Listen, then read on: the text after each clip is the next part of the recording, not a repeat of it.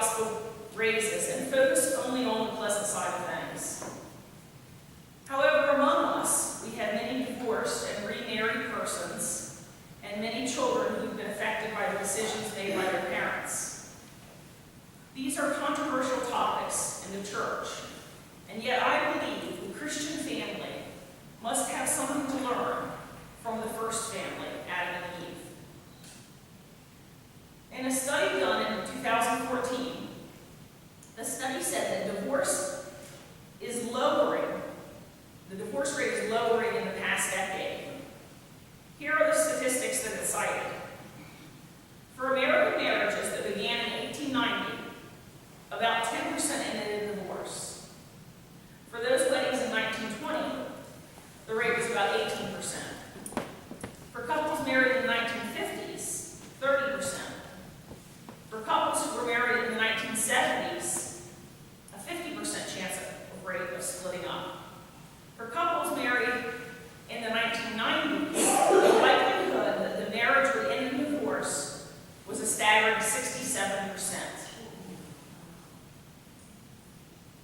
However, couples who wed in 2000, the divorce rate is actually low. I was shocked when I read it. Now, there are several factors probably that come into play here with the decrease. The fact that people are marrying much later in life,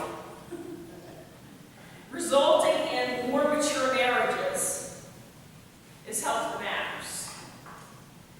The median age for marriage in the 1950s was 23 for men and 20 for women.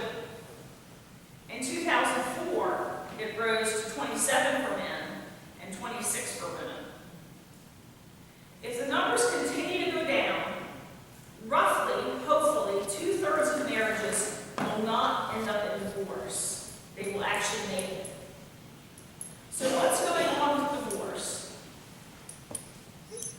Is it the erosion of social pleasures and the stigma that surrounds it? Is it the new economic dependence of wives from their husbands, the absence of which used to ensure the ongoing nature of miserable marriages? Is it a legal system that makes getting a divorce about as easy as driving off the road and pulling into a roadside chapel to get married? Maybe some of each, but the reality of estrangement has been there all along. Intimate partners, for reasons as enduring as life itself, become intimate enemies. What started out as a covenant between two lovers turns out to be a contract that can be dissolved in a court of law. So who's to blame? Is it society's fault? Is it the church's fault?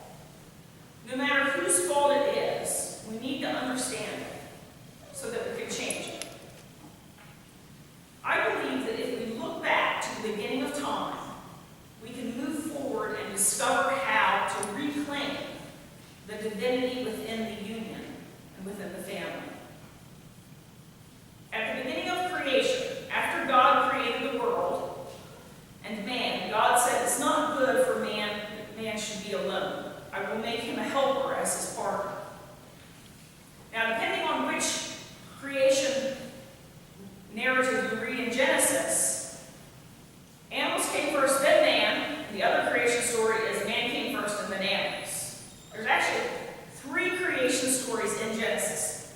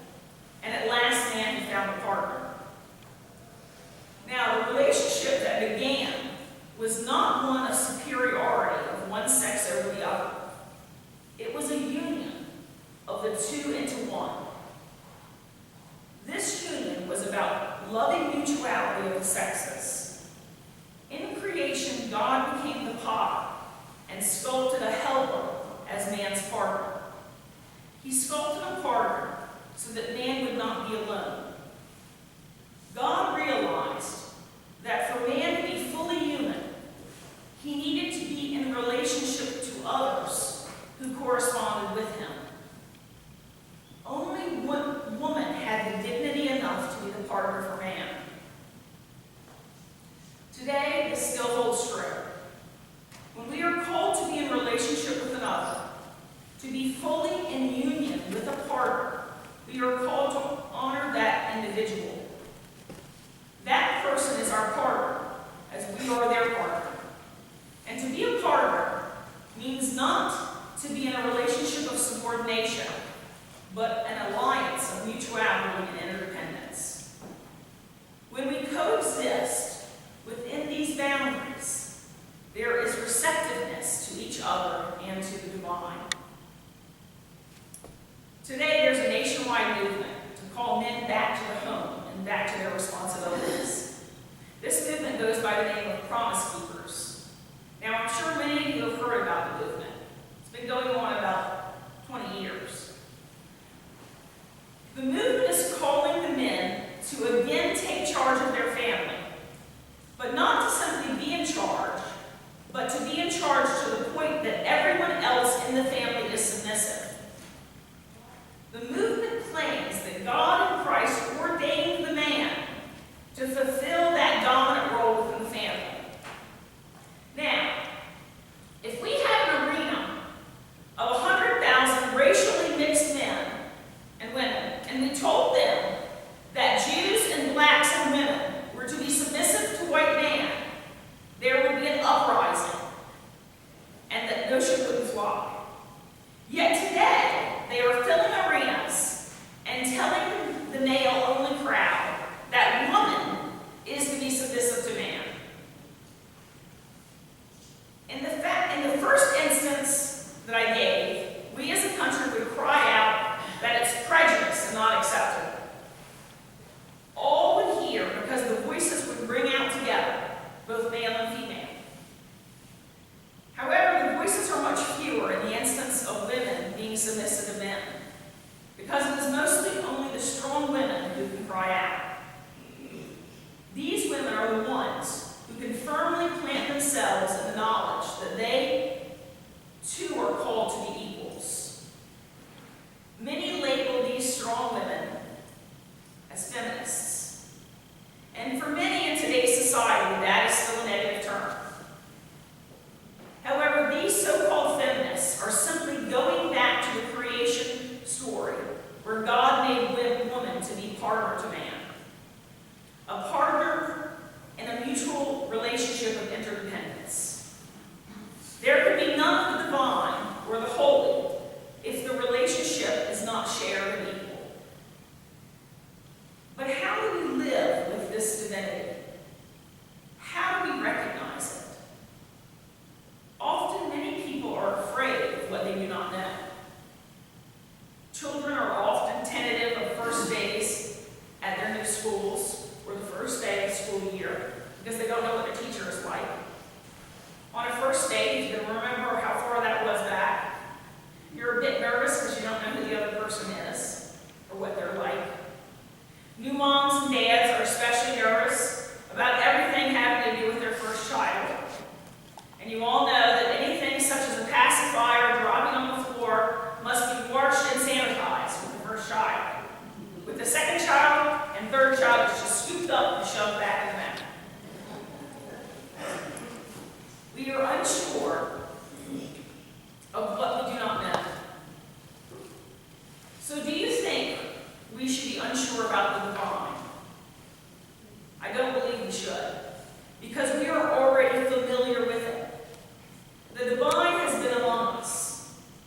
Paul writes to the Hebrews in our lesson that God made human beings, mortals, for a little while lower than the angels. Then he specifically states that Jesus, for a while, was also made lower than the angels. And Jesus was not ashamed to call mortals brothers and sisters. The divine came and lived and walked among us. Jesus was assigned by God the role of high priest intercessor for all humanity. Despite the fact that all creation came into being through him, he was not exempt from the universal need to suffer. His sharing humanity with us, in total, death included,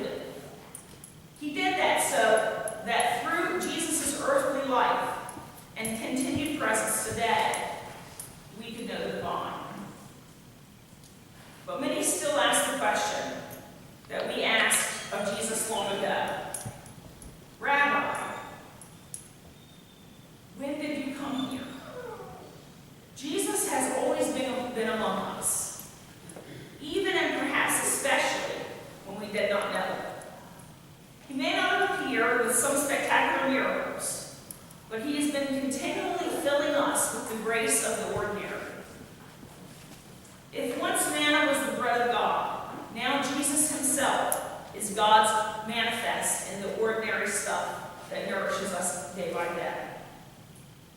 Therefore, with the example of the first family, God created man and woman, and the example of the divine among us in Jesus Christ. We are not left in the dark about how we are called to be in relationship with one another. We are called by God to be partners, helpers, supportive of one another. We are each made to be a little lower than the angels, but we should always be aspiring to